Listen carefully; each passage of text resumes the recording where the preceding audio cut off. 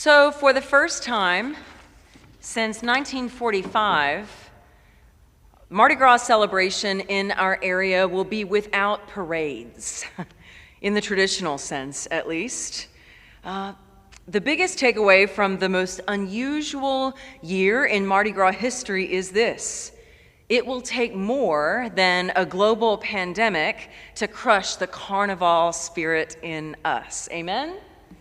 Amen. You could even see it in our parking lot yesterday with over 100 folks, many kids, folks from our UT community coming to celebrate, to groove to the music, to get some king cake donuts, and to celebrate together.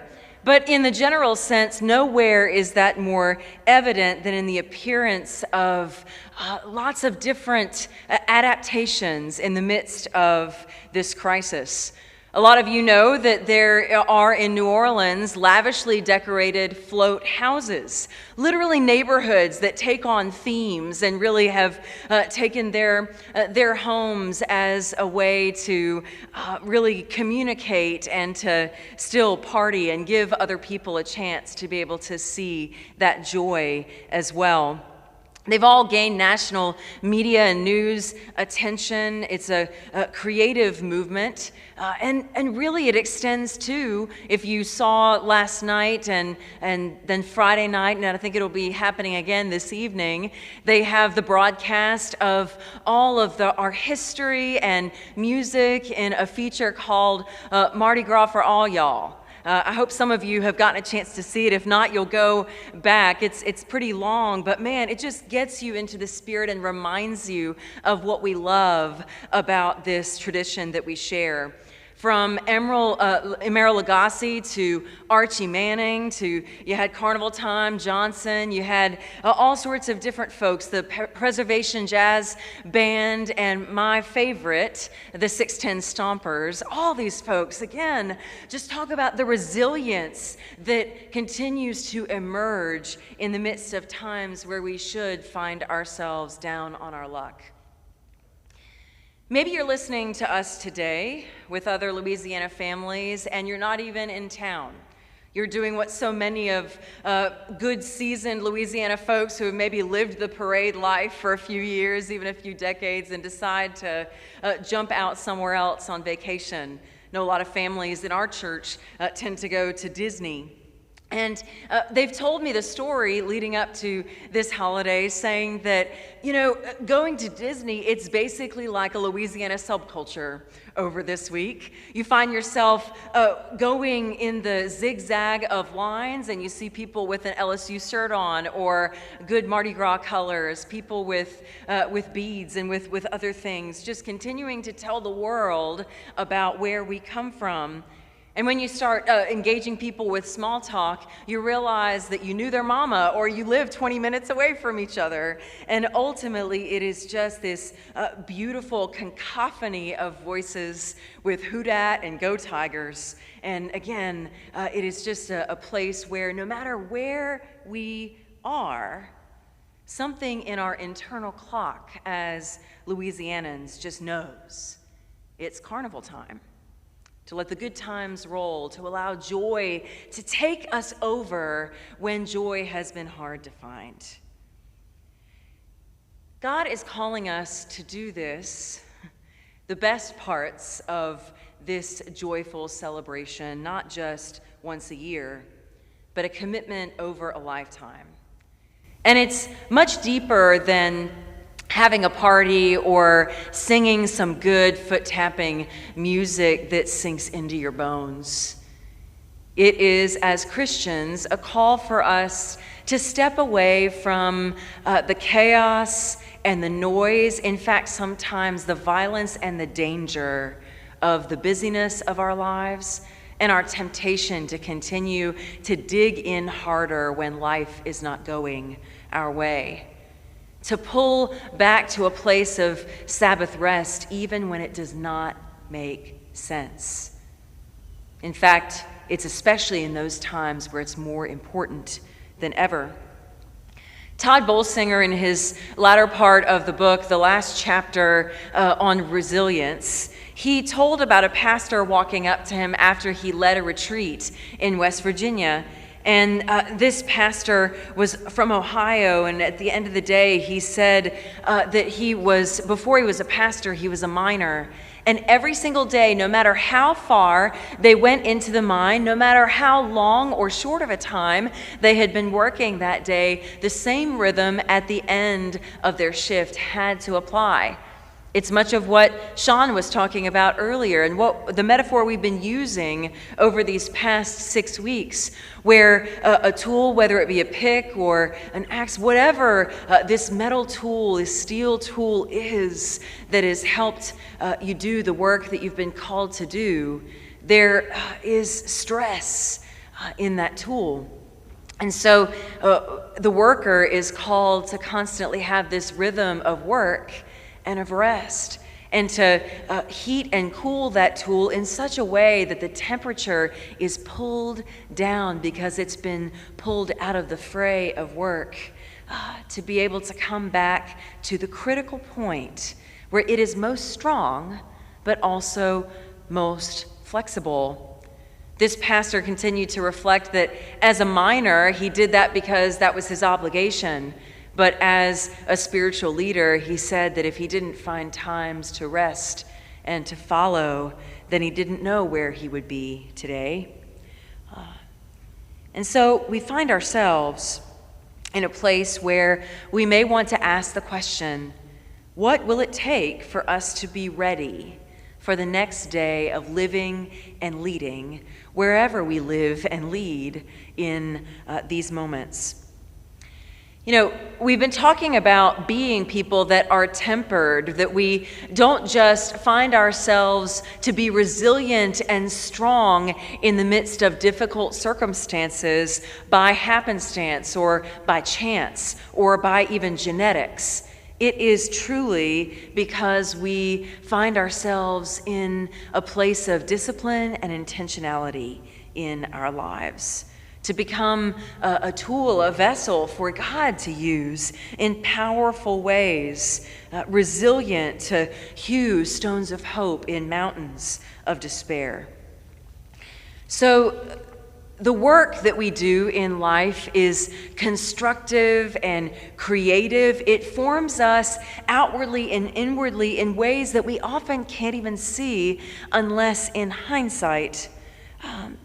And it seems like a lot of times for us, the most obvious thing to do if we want to get somewhere in life is to chip away at the goals we have and to chip harder and longer and never stop, trusting that we'll become tougher if we just lean in a little more deeply.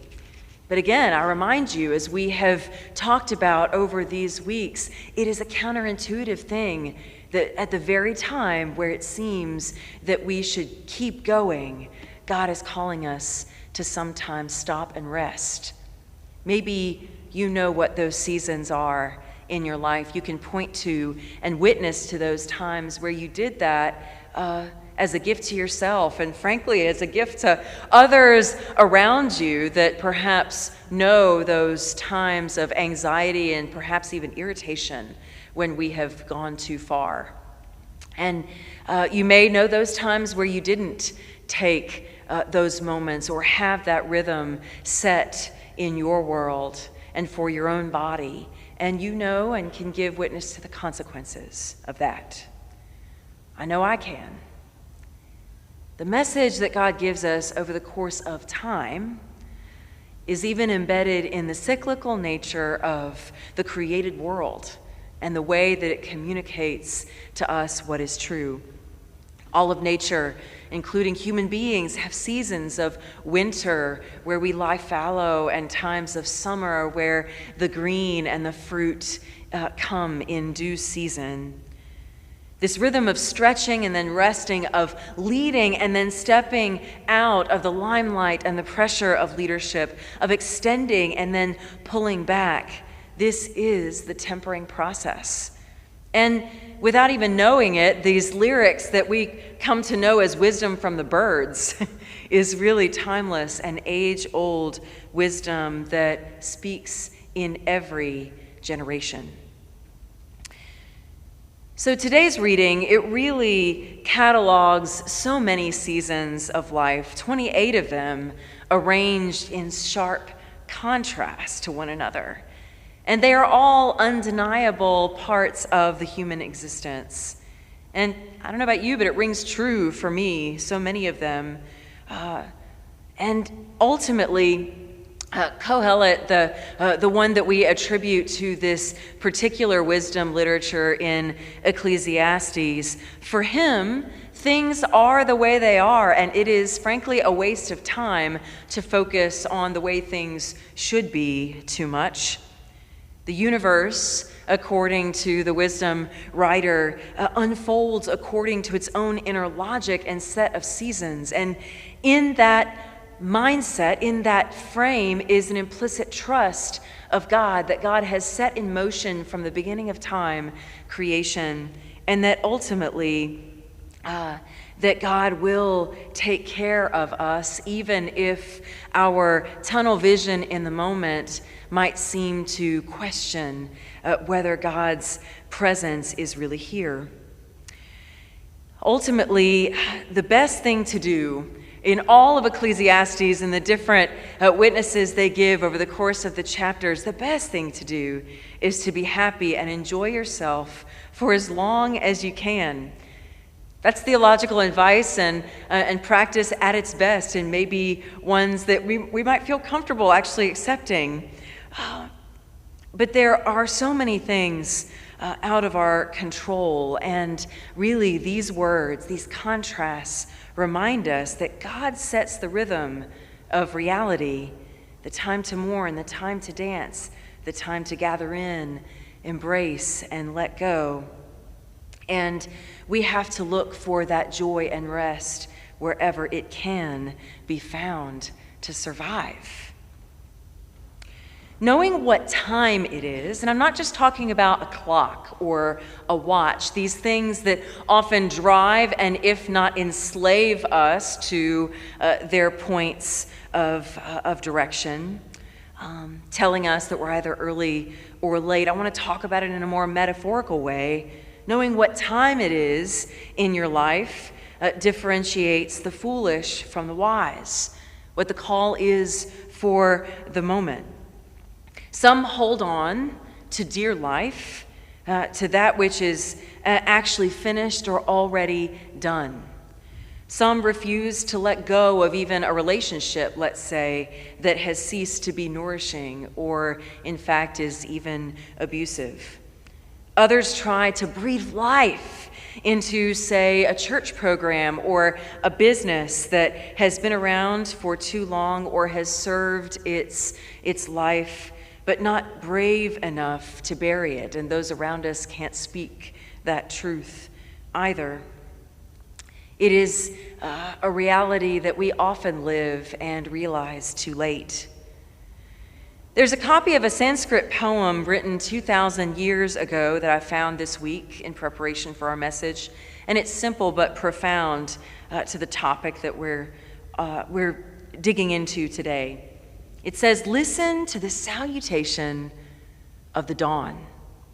Look to this day, for it is the very life of life. In its brief course lie all the realities and truth of existence, the joy of growth, the splendor of action, the glory of power. For yesterday is but a memory, and tomorrow yet a vision. But today well lived makes every yesterday a memory of happiness, and every tomorrow a vision of hope." The prophets of old and Jesus were singularly focused most times on helping people figure out what time it is in their lives and how they should respond, how they should perhaps make themselves available to be used or be okay with being laid aside. When Jesus' ministry began in Galilee, he said, the time has been fulfilled, And in other moments, in parables and in his invitations to people around him that he was teaching, he would say often in an apocalyptic way that brought out in all of us a deeper sense of urgency: the day is drawing near. When we hear that proclamation today, another now, another present is created anew. Now is the moment of our salvation, Paul says. Sometimes it is salvation from ourselves. This time of rest, disconnection, and cooling is a Sabbath that becomes a window into God's kingdom, the foretaste of heaven. It reminds us of the bigger picture when we are tempted to keep our vision narrow. It's true that purposeful rest can be the most productive thing that you and I can ever do. It prepares us to see differently and to be ready for what's next. I want to close us today with an ancient story that is from Joan Chittister, a Catholic mystic, if you will. "Where shall I look for enlightenment?" the disciple asked. "Here," the wise one said. "So when will it happen?" the disciple said. "It's happening right now," the wise one answered. "Then why don't I experience it?" "Because you don't look." "What should I look for?" "Nothing. Just look." "Look at what?" the disciple said. "At anything your eyes light on," the one that gave wisdom responded. "But must I look in a special way?" "No, the ordinary way will do." "But don't I always look the ordinary way?" "No, you don't," the wise one said. "But why ever not?" "Because to look, you must be here, and you are mostly somewhere else." Friends, these words are wisdom for the ages. In fact, we all find ourselves as disciples unsure about where to look and unsure of exactly what time it is in our lives and how we should respond. But today, the glory of God is alive and all around us, whether it be through the music of Mardi Gras that reminds us of joy and new life, whether it be around the table of those that we care about most, that remind us of love when love is hard to find. The glory of God is here and within us, if only we will look. For everything there is a season and a time and a purpose under heaven. Yesterday is but a memory. Tomorrow is but a vision. But today, well lived in the proper time, makes every yesterday a memory of happiness and every tomorrow a vision with hope. I pray today that you and I, as we're in this hinge moment between one holy season to a next, that we will have the courage to use our time to ask and to live different questions. What time is it in your life today? In the name of God, who was and is to come. Amen.